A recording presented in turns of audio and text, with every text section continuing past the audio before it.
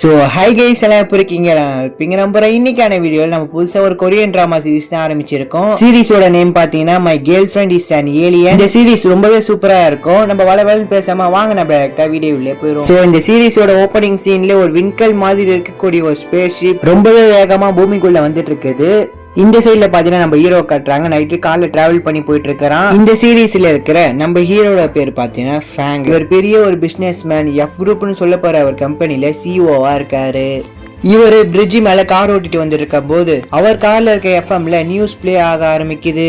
ஏதோ ஒரு வித்தியாசமான ஒரு பொருள் பூமிக்குள்ள லேண்ட் ஆயிருக்கதாகவும் அது எந்த மாதிரியான பொருள்னு நாசாவால கண்டுபிடிக்க முடியலன்னு அப்படின்னு நியூஸ் பிளே ஆகுது. அதுக்கப்புறம் கொஞ்ச நாள் கழிச்சு ஹீரோட அசிஸ்டன்ட் கால் பண்றாரு. சார் நீங்க எங்க இருக்கீங்க? ரொம்பவே மழை வர மாதிரி இருக்குது, எந்த ஒரு வேலையா இருந்தாலும் சீக்கிரமா முடிச்சுட்டு வீட்டுக்கு வாங்கன்னு நம்ம ஃபேங்கோட அசிஸ்டன்ட் கால் பண்ணி பேசிட்டு இருக்கிறாரு. திடீர்னு கிளைமேட் எப்படி இருக்குன்னு சொல்லிட்டு பார்த்து திரும்புறாரு. அப்ப அந்த காரை அவரால் கண்ட்ரோல் பண்ண முடியாம ஒரு பெரிய ஆக்சிடென்டே ஆயிருது. அதுக்கப்புறம் பிராங்க் பிரிட்ஜுக்குள்ள இருக்கக்கூடிய ஒரு இடத்துல காரை விட்டு கீழே இறங்கி ஒரு இடத்துல அடிபட்டு கிடக்கிறாரு. அவருக்கு நிறைய அடிபட்டு உடம்புலாம் பிளட் லாஸ் ஆயிட்டு இருக்குது. அதனால அவரு அந்த இடத்துல மயக்க போட்டு வந்துடுறாரு. அதுக்கப்புறம் கொஞ்ச நாள் கழிச்சு இந்த டிராமாவோட ஹீரோயினை காட்டுறாங்க. இதுக்கு முன்னாடி ஸ்பேஸ்ல இருந்து பூமிக்கு வந்த இந்த ஏலியன் தான் நம்ம ஹீரோயின். இங்க நம்ம ஹீரோயின் ஃபேங்குக்கு அடிபட்டு இருக்க விஷயத்த பார்த்துட்டு ஹெல்ப் பண்ணலாம் சொல்லிட்டு கிட்ட வராங்க. இங்க நம்ம ஹீரோயின் ஏலியன்றனால அவங்களுக்கு நிறைய சூப்பர் பவர் தான் இருக்கும். இங்க நம்ம ஹீரோயின் முதல் வாட்டியா பூமிக்கு வந்ததுனால ஃபேங்கை காப்பாத்துறதுக்காக மேல கைய வைக்கிறாங்க. நம்ம ஃபேங்கோட ஹார்மோன்ஸ் எல்லாமே நம்ம ஹீரோனால சென்ஸ் பண்ண முடியும். இங்க நம்ம ஹீரோயின் முதல் வாட்டியா ஃபேங் பாக்கிறதுனால ஒரு மாதிரி அட்ராக்ட் ஆகுறாங்க. அதுக்கப்புறமா ஃபேங்குக்கு அடிபட்டு இருக்க விஷயத்த எல்லாத்தையுமே ஹீரோயின் சரி பண்ணிடுறாங்க. இந்த சைடுல ஃபேங்கோட கார் கீழே வந்ததுனால எரிய ஆரம்பிக்குது. அந்த கார் எரிஞ்சதுனால ஒரு பிளாஸ்டே ஆயிருது. இங்க அடிபட்டு இருக்க நம்ம ஃபேங்கை காப்பாத்துறதுக்காக நம்ம ஹீரோயின் அவங்க பவரை யூஸ் பண்ணி ஒரு ஷீல்டை உருவாக்குறாங்க. அந்த பிளாஸ்ட அவங்களால ரொம்ப நேரம் கட்டுப்படுத்த முடியல. அந்த ஷீல்டு இப்ப உடைஞ்சு போய் அவங்க வாயில ப்ளூ கலர்ல பிளட் வருது. இந்த பிளட் நம்ம ஃபேங்கோட கையில படுது. அங்க ஒரு பிளாஸ்ட் நடந்ததுனால ஹீரோயின் கழுத்துல போட்டிருக்க அந்த கிறிஸ்டலும் பறந்து போய் கொஞ்ச நேரம் கழிச்சு அவங்களும் தண்ணிக்குள்ள போய் விழுந்துடுறாங்க. இங்க நம்ம ஹீரோயினோட பிளட் ஃபேன் கையில பட்டனால இப்போ ஒரு கிறிஸ்டலா மாறிடுது. இந்த ஒரு விஷயம் எல்லாம் நடந்து ஒரு 7 நாள் கிட்ட ஆயிருது. நம்ம ஃபேங் வீட்ல இருந்து இப்ப கண்ணு முழிச்சு பாக்குறாரு. இப்போ ஃபேங்கை செக் பண்றதுக்காக டாக்டரும் வராங்க. உங்களுக்கு ஆக்சிடென்ட் ஆகி 1 வாரம் ஆச்சு, உங்களை நான் நிறைய டெஸ்ட் எடுத்து பார்த்தேன், ஆனா உங்களுக்கு ஒரு ப்ராப்ளமும் இல்லன்னு டாக்டர் ஷாக்கிங்கா சொல்றாரு. அதுக்கப்புறம் உங்களுக்கு எப்படி ஆக்சிடென்ட் ஆயிடுச்சு, அந்த இடத்துல என்ன நடந்துச்சு, ஏதாவது ஒண்ணு ஞாபகம் இருக்கான்னு சொல்லிட்டு டாக்டர் கேக்குறாரு. அதுக்கப்புறம் ஃபேங்கோ எனக்கு மழை பெஞ்ச விஷயம் தான் ஞாபகம் இருக்கு, வேற ஏதாவது ஞாபகம் வந்தா நானே உங்களுக்கு கால் பண்றேன் அப்படின்னு சொல்லிட்டு அவங்களை அனுப்பிவிட்டுறாரு. இந்த சைடுல நம்ம ஹீரோனை காட்டுறாங்க. 7 நாளா அந்த தண்ணிக்குள்ளதான் இருந்திருப்பாங்க. இப்பதான் நம்ம ஹீரோயின் தண்ணியை விட்டு நடந்து வெளில வந்துட்டு இருக்காங்க. அங்க ஒரு தாத்தா பிஷிங் பண்ணிட்டு இருக்காரு. நம்ம ஹீரோயின் ஏலியன்றனால அந்த தாத்தாவோட டீடைல்ஸ் எல்லாத்தையுமே கண்டுபிடிச்சிடுறா.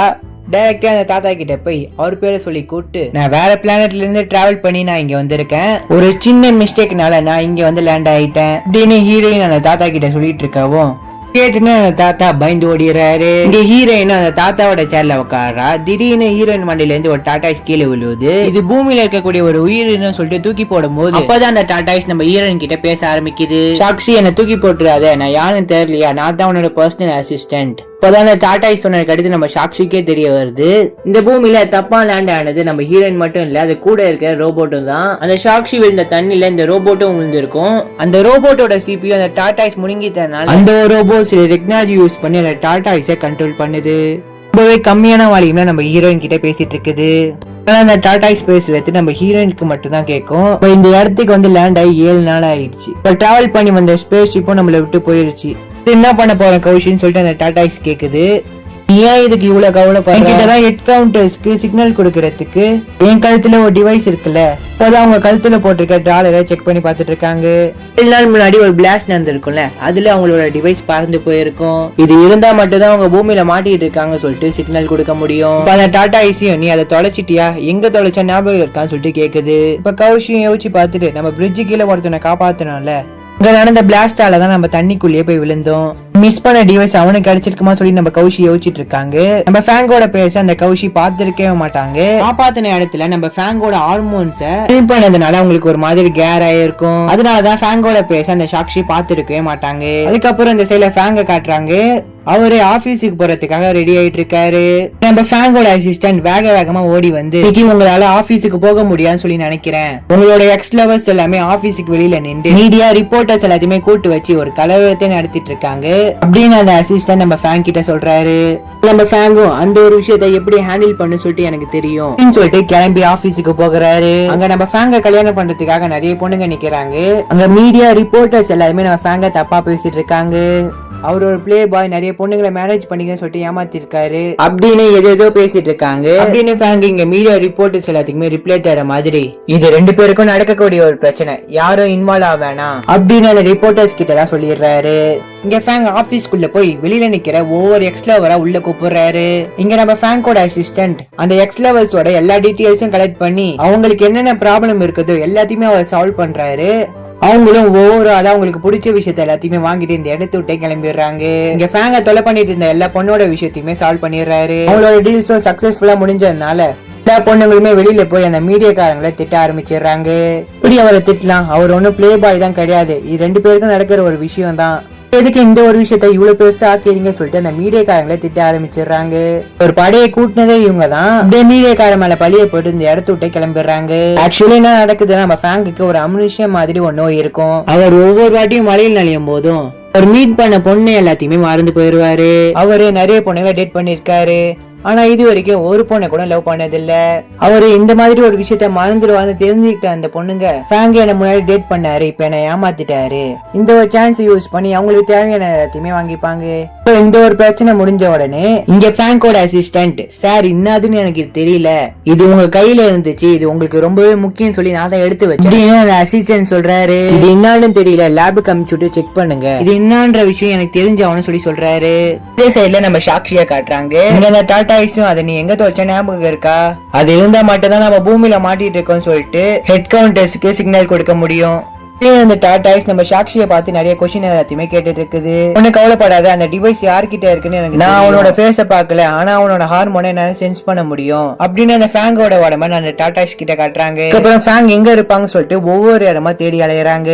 அதுக்கப்புறமா ஒரு மாலுக்கு போயிட்டு கம்முன்னு இல்லாம அவங்களோட பவர் யூஸ் பண்ணி அங்க இருக்க ட்ரெஸ் எல்லாத்தையுமே எடுத்து போட்டுக்கிறாங்க.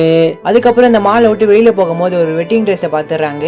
இதுதான் போட போற டாடாய்ஸ் கிட்ட சொல்லவும் அந்த ஒரு டாடாய்ஸும் இந்த ட்ரெஸ் எல்லாத்தையுமே மேரேஜ் பண்ணிக்க போறவங்க தான் போடுவாங்க, எல்லாத்தையுமே ட்ரை பண்ணி பார்க்க கூடாது டாடாய்ஸ் சொல்லவும் அவங்க எதுவுமே கேட்காம அந்த ட்ரெஸ் எடுத்து போட்டுக்கிறாங்க. அதுக்கப்புறம் அங்க இருக்க செக்யூரிட்டி காஸ்ட் எல்லாத்தையுமே பார்த்துட்டு ஹீரோயின் ட்ரெஸ் திருட்டான்னு சொல்லிட்டு துரத்த ஆரம்பிச்சிடுறாங்க. இவளும் இதை பார்த்து பயந்து போய் இந்த மாலை விட்டு வெளியில ஓட ஆரம்பிக்கிறா. இவனும் வெளியில ரோட கிராஸ் பண்ண போகிறா. பாத்தீங்கன்னா அங்க ஏகப்பட்ட காருங்க போயிட்டு இருக்குது. காப்பாத்தின இடத்துல நம்ம ஹீரோட கார் வெடிச்ச மாதிரி இங்கேயும் போயிட்டு இருக்க கார் வெடிச்சுன்னு நினைச்சிட்டு அப்படியே ஒரே இடத்துல உட்காந்துடுறா. அவரோட கார்ல அந்த இடத்துல வந்துட்டு இருக்காரு. சாக்ஷி இருக்கான்னு சொல்லிட்டு காரை அந்த இடத்துல நிறுத்தும் போது இங்க ஹீரோயின் அவளோட பவரை யூஸ் பண்றா. அவர் பக்கத்துல இருக்கக்கூடிய எல்லாருமே ஃப்ரீஸ் ஆகி போய் நிக்கிறாங்க. ஆனா நம்ம ஃபேங்கால மட்டும் மூவ் ஆக முடியுது. இங்க சாக்ஷி ஏஞ்சி போனதுக்கு அடுத்துதான் ஃப்ரீஸ் ஆன எல்லாருமே மூவ் ஆக ஆரம்பிக்கிறாங்க. இதுதான் எனக்கு புது டிசீஸா இருக்குன்னு சொல்லிட்டு நம்ம ஹீரோ குழம்பு போய் நிக்கிறான். நம்ம இதோட இந்த வீடியோ முடிச்சுக்கலாம். பார்ட் 1 கண்டினியூஷன் அடுத்த வீடியோல வரும்.